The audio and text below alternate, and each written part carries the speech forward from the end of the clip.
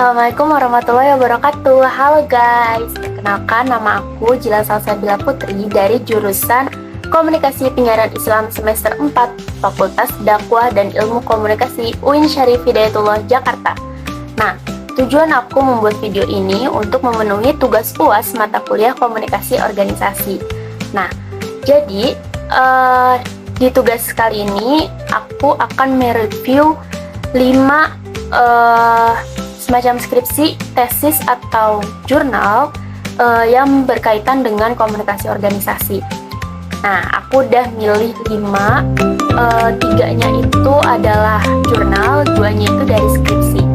Jadi langsung aja ya, aku langsung review. Untuk yang pertama, aku akan mereview skripsi yang berjudul Pengaruh Komunikasi Organisasi Terhadap Kinerja Karyawan Bagian Servis Resto Ayam Penyet Cabai Hijau Medan Sunggal yang ditulis oleh Kak Agatha Syafitri. Nah, pada penelitian ini dia itu mengangkat isu terkait pentingnya komunikasi di dalam kinerja gitu, di dalam dunia kerja. Nah, kayak bagaimana sih komunikasi itu dapat mempengaruhi kerja karyawan. Nah, di latar belakangnya pun juga sudah dijelaskan. Kalau misalnya pada penelitian ini itu tuh berangkat dari pemikiran bahwa komunikasi itu merupakan kunci utama dalam organisasi resto ayam penyet cabai hijau tersebut. Nah, sebagai salah satu resto yang populer banget di Medan, ayam penyet cabai hijau ini mengalami tantangan juga berupa miskomunikasi antar karyawan. Apalagi karena banyak di sana itu karyawannya itu adalah fresh graduate gitu. Nah, masalah komunikasi ini dianggap dapat berdampak langsung untuk kinerja karyawan bagian servisnya yang pastinya berinteraksi langsung dengan pelanggan. Nah, di penelitian ini permasalahannya itu dia tuh punya 2 pertanyaan utama. Yang pertama itu, apakah ada pengaruh komunikasi organisasi terhadap kinerja karyawan bagian servis? Dan yang kedua, kayak seberapa besar sih pengaruh komunikasi organisasi tersebut? Nah, pada penelitian ini juga digunakan teori, yaitu Human Relation Theory. Nah, dari Elton Mayo. Teori ini menekankan pentingnya hubungan antar manusia dalam organisasi, termasuk komunikasi yang dapat menciptakan kenyamanan kerja, rasa dihargai, dan meningkatkan motivasi kerja.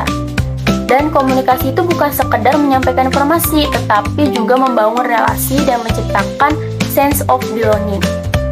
Nah, pada penelitian ini, dia itu menggunakan metodologi penelitian. Pertama, dari jenis penelitiannya itu dia menggunakan kuantitatif. Terus untuk sampelnya itu dia menggunakan bagian servisnya itu untuk menjadi responden.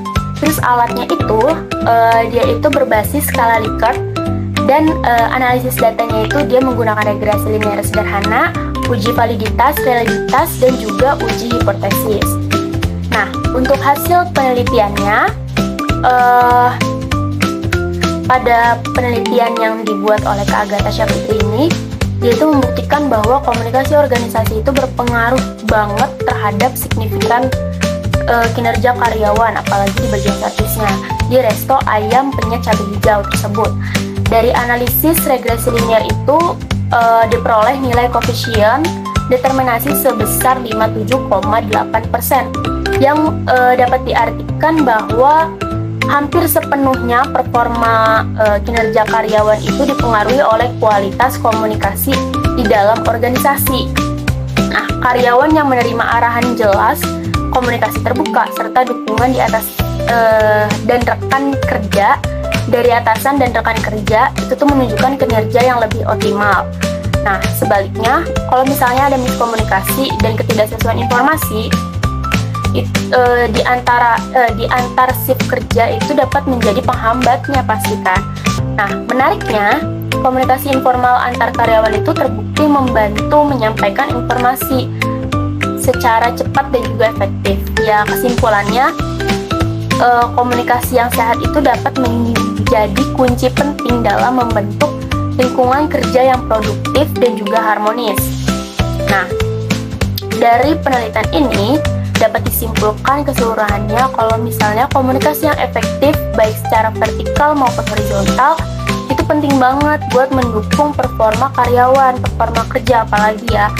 Nah, bagi organisasi seperti rumah makan itu juga menjadi kunci dalam membangun tim yang kompak, responsif, dan juga profesional dalam melayani pelanggan. Yang kedua, aku mau analisis dari skripsi lagi nih.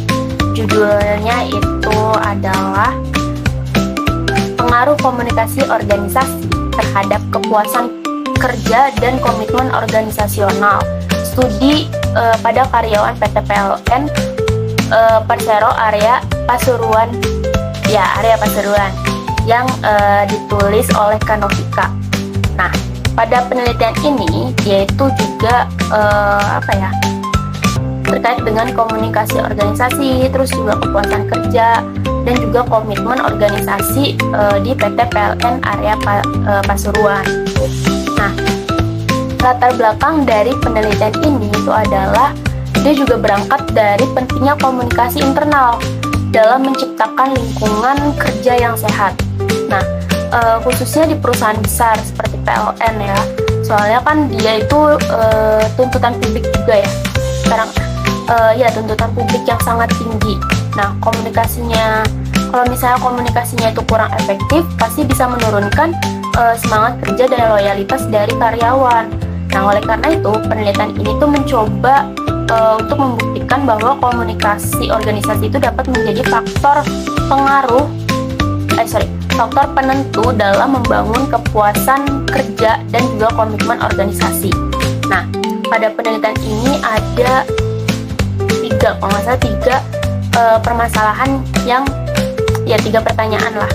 Yang pertama itu ada apakah komunikasi organisasi itu berpengaruh terhadap kepuasan kerja karyawan.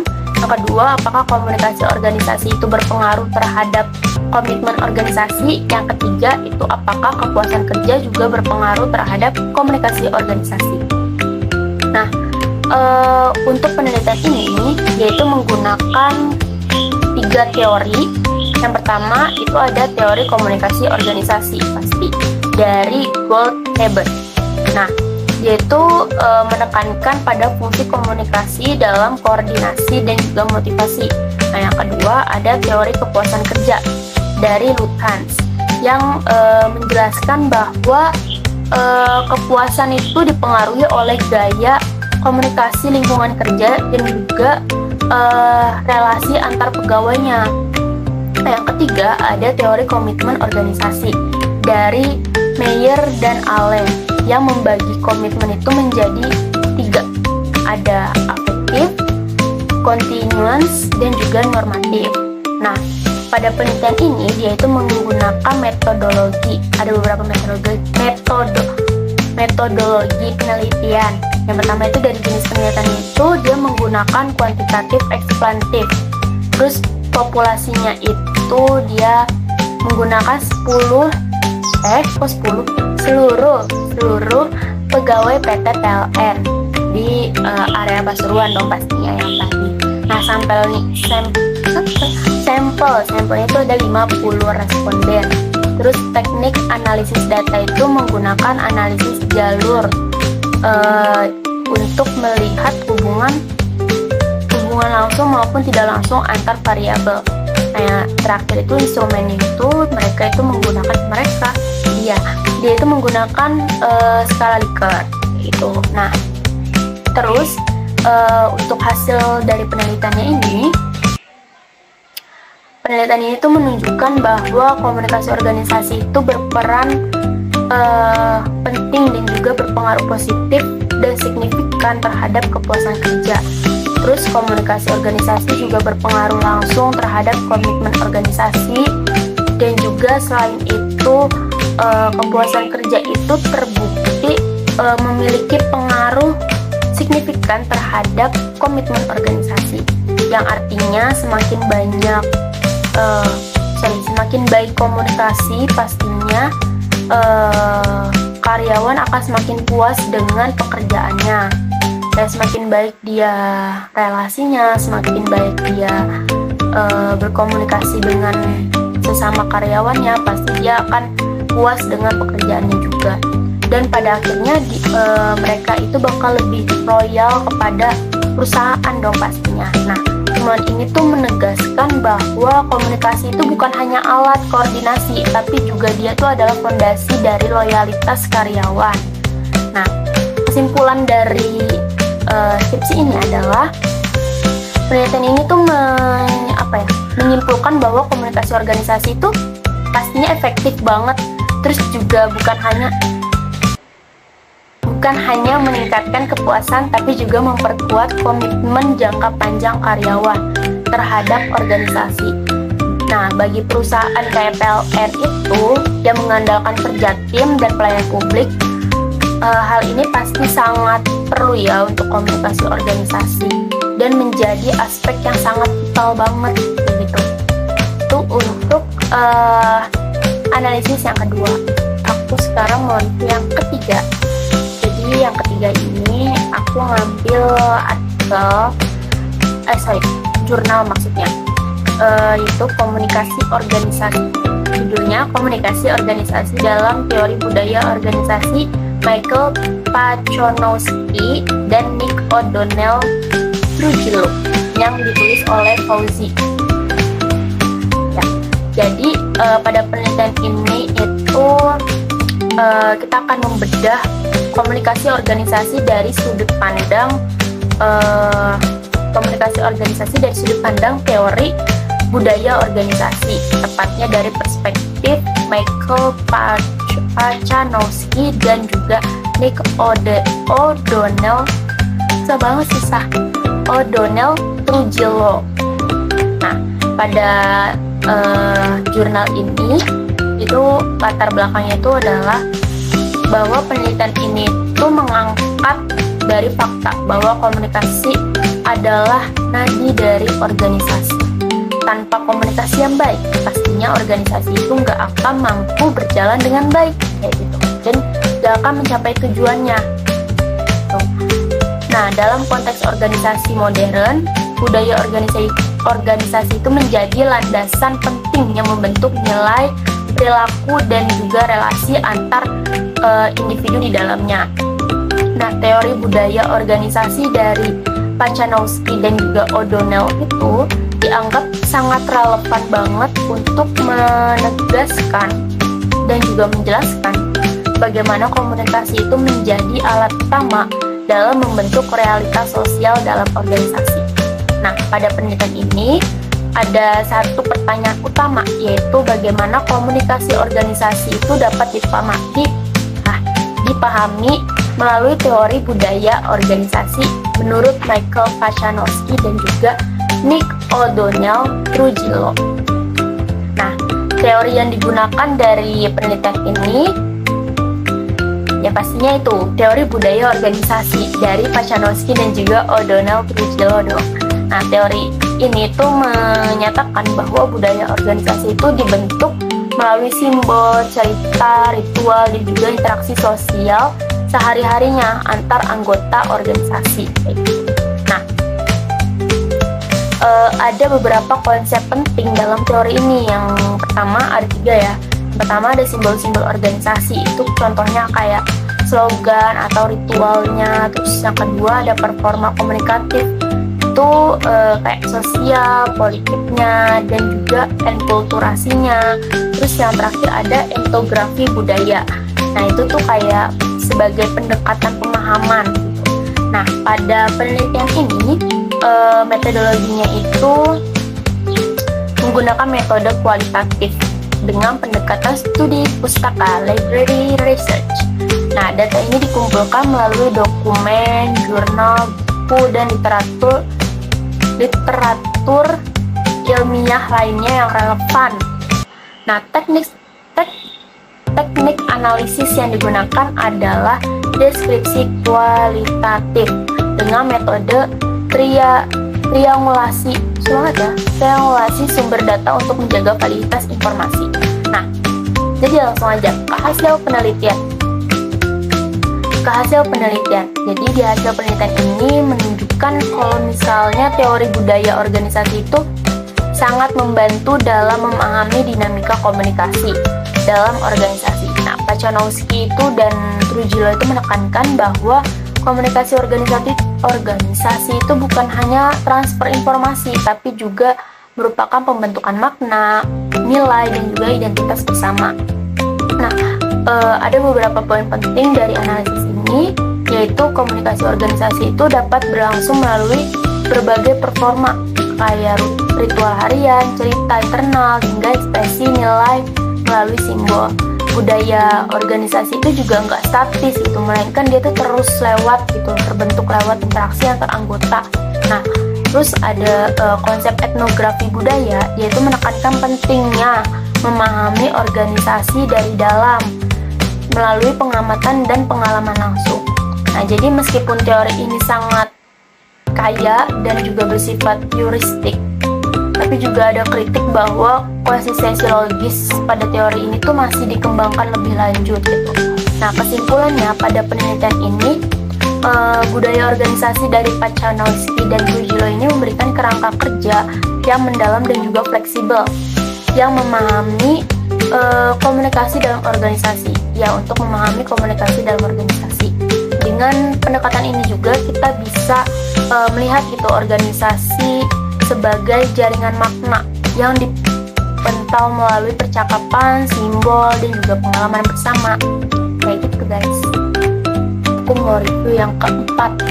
Itu aku ambil dari tadi jurnal. Nah, judulnya itu adalah Struktur Sosial Komunikasi Organisasi dalam Perspektif Klasik, Humanis, dan juga Kontemporer, dan ditulis oleh Fitri Meliasari, Yusnadi, Hasrat Effendi Samosir, dan juga Hasrat Effendi Samosir.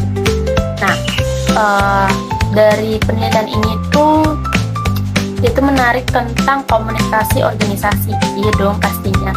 Ya, dari Fakultas Dakwah dan Komunikasi di UIN Araniri, sorry kalau misalnya salah, maaf, dari Banda Aceh. Nah, penelitian ini tuh sebenarnya nggak hanya membahas membahas pada satu teori, tapi juga dia tuh membandingkan 4 perspektif komunikasi organisasi, kayak klasik, humanis, integratif, dan juga kontemporer. Nah, pada penelitian ini ya, latar belakang pada penelitian ini tuh adalah berangkat dari kebutuhan akan komunikasi organisasi yang efektif di Fakultas Dakwah dan Komunikasi sebagai organisasi akademik yang memiliki struktur sosial yang kompleks. Nah, mulai dari dekanat, dosen, staf administrasi, hingga mahasiswanya. Nah, dalam konteks kayak gini, struktur sosial itu dapat berpengaruh terhadap jalannya komunikasi internal, baik formal maupun informal. Nah, penelitian ini tuh mengetahui bagaimana pola hubungan sosial kayak hierarki, peran, dan juga interaksi antar bagian itu dapat berperan dalam mempengaruhi komunikasi organisasi. Nah, pada penelitian ini terdapat pertanyaan, ada 3. Yang pertama itu bagaimana bentuk struktur sosial di Fakultas Dakwah dan juga Komunikasi. Yang kedua, ada bagaimana proses komunikasi organisasi berlangsung dalam berbagai bentuk struktur tersebut. Dan yang ketiga, apa perbedaan hasilnya jika dianalisis dengan 4 perspektif teori kontemporer organisasi, klasik, humanis, integrasi, dan juga kontemporer. Nah, ini aku skip dulu soalnya mau azan. Dadah. Nah guys, sekarang udah kelar azannya dan juga udah kelar salatnya. Jadi aku mau lanjut di penelitian ini, yaitu menggunakan 4 teori utama dalam komunikasi organisasi. Yang pertama itu ada dari perspektif klasik. Nah, dia itu menekankan terkait dengan hierarki, otoritas,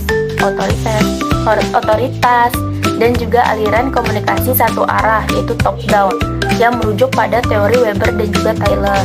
Nah, terus yang kedua itu ada perspektif humanis.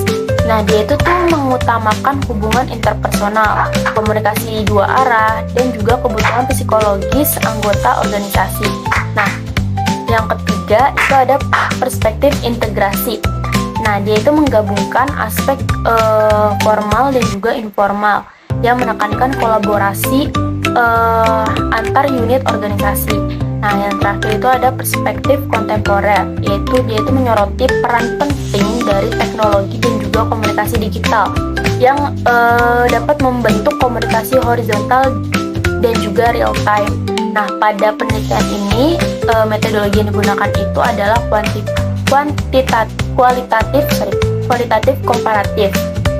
Nah, dia itu pada metode ini mencakup terkait dengan wawancara, terus juga observasi dan juga studi dokumentasi. Nah, tujuan utamanya itu adalah untuk membandingkan efektivitas dan juga komunikasi organisasi dalam 4 perspektif yang berbeda.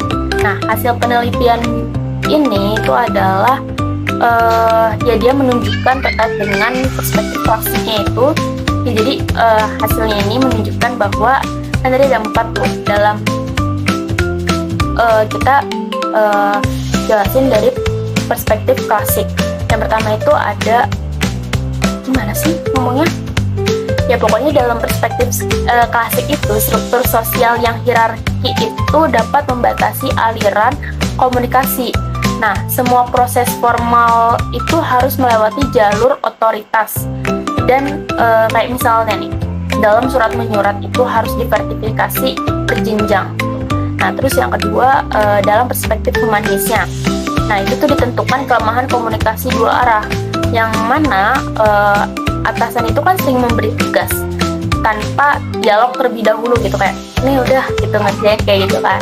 Nah, ke bawahannya itu kan, namun mulai ada upaya kolaboratif di beberapa bagian fakultas. Nah, terus yang ketiga ada dalam perspektif integrasi.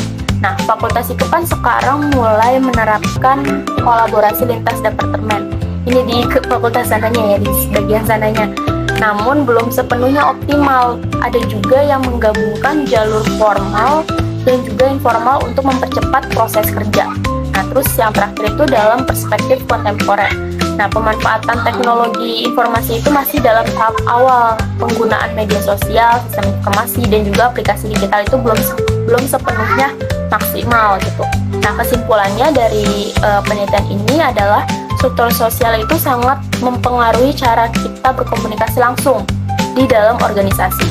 Nah, kombinasi antara fleksibilitas humanis, sistem integrasi, dan juga adaptasi teknologi kontemporer itu menjadi kunci efektivitas dalam komunikasi organisasi di masa kini.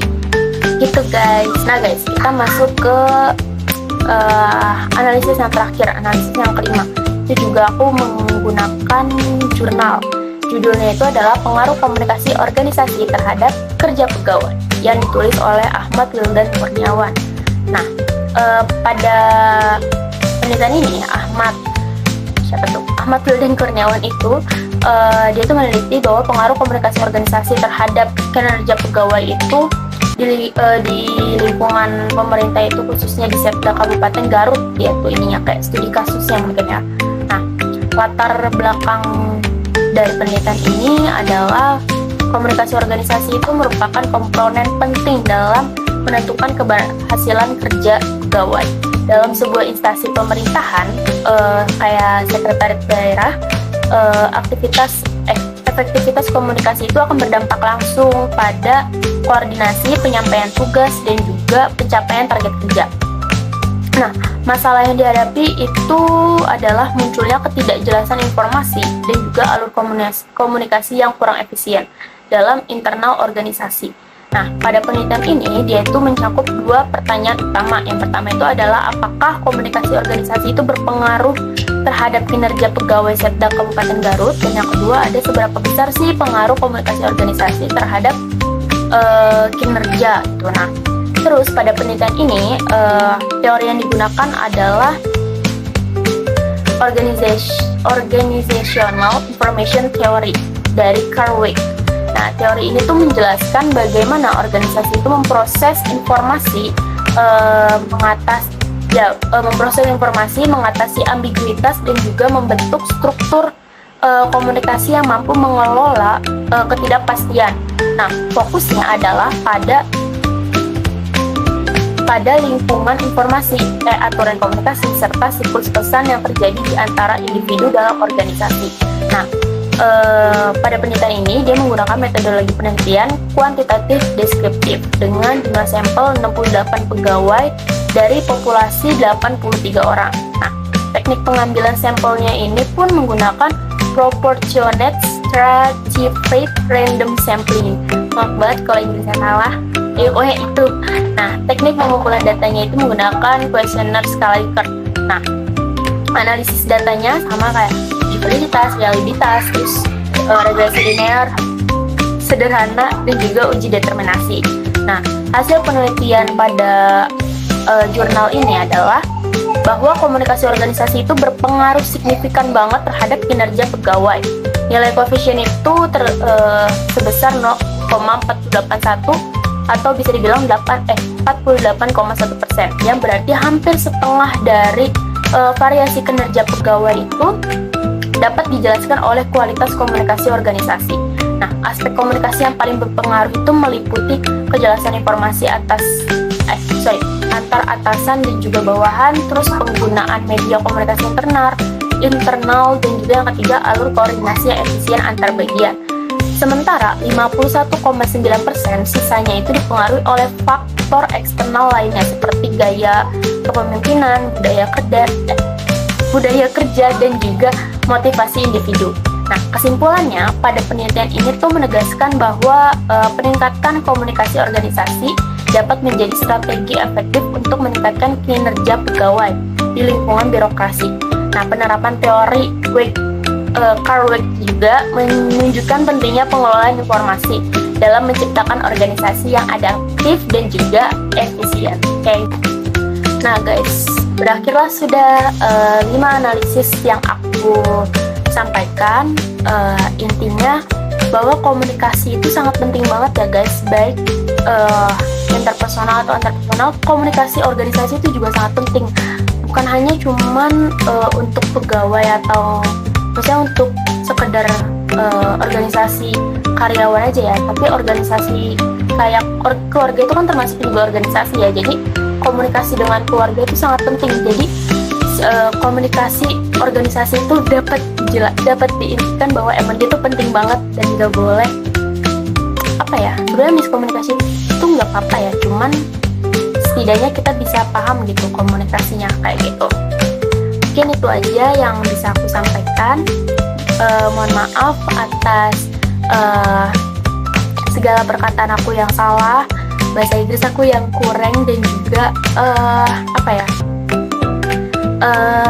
salah penyebutan nama gitu. Semoga kalian teman-teman semua senang menonton aku, dan juga semoga aku bisa mendapatkan nilai A. Bu Adelina. Terima kasih semuanya. Assalamualaikum warahmatullahi wabarakatuh.